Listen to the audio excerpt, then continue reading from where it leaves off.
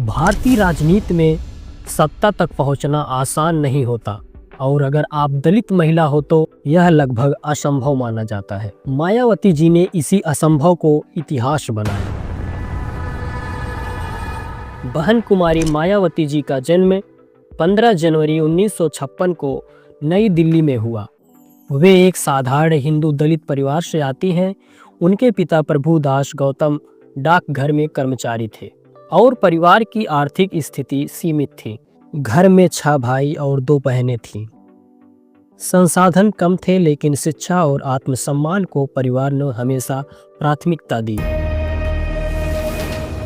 मायावती जी ने दिल्ली विश्वविद्यालय के कलिंदी कॉलेज से 1975 में कला में स्नातक किया और 1976 में मेरठ विश्वविद्यालय से बीएड और 1983 में दिल्ली विश्वविद्यालय से कानून की पढ़ाई पूरी की।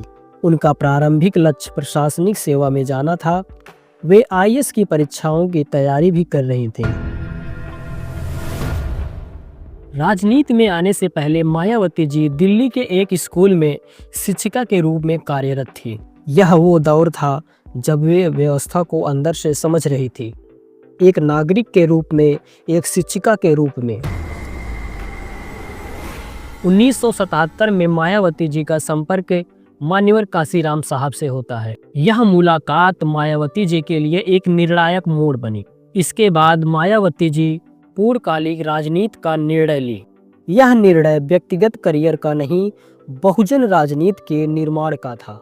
1989 में मायावती जी ने उत्तर प्रदेश की बिजनौर लोकसभा सीट से चुनाव लड़ा और भारी मतों से जीत हुई। यह उनकी पहली संसदीय जीत थी, लेकिन इसका महत्व सिर्फ एक सीट से कहीं बड़ा था। यह संसद में दलित बहुजन प्रतिनिधित्व की स्पष्ट उपस्थिति थी। इसके बाद मायावती जी 4 बार उत्तर प्रदेश की मुख्यमंत्री बनी। उनका राजनीतिक दृष्टिकोण डॉक्टर भीमराव अंबेडकर के विचारों और भारतीय संविधान पर आधारित रहा। उनका मूल सिद्धांत था बहुजन हिताय बहुजन सुखाय, यानी कि सत्ता का उपयोग समाज के व्यापक हित में।